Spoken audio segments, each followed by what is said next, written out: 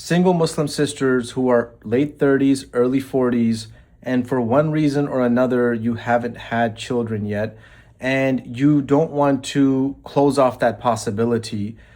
You want to get married, and you still want the person you marry to be open to have children.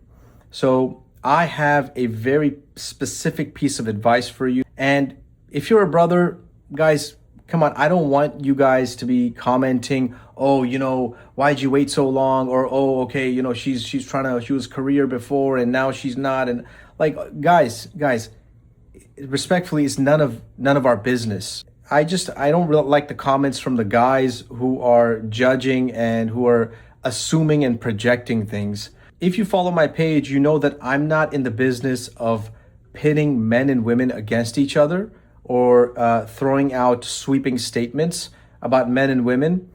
Every piece of advice that I try to give here is supposed to be constructive advice that helps people get to marriage if they sincerely want marriage. Again, back to the single Muslim sisters who are late 30s, early 40s. There is a demographic of Muslim brothers who are open to marrying you, and they're also open to the possibility of children and the possibility of no children, right? Like both. That's what you want. You don't want to marry somebody who definitely wants to have children, because that might not happen, right? If you're late 30s or early 40s, but you just want to leave that possibility open. So the demographic of brothers that's open to you and open to having children or no children are typically in their late 40s, early 50s, and they have grown children already, and they're completely all right with somebody who they may have children with or not have children with.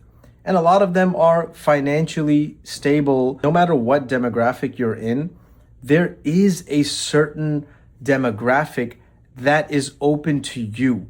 And it's usually based on life circumstances and history.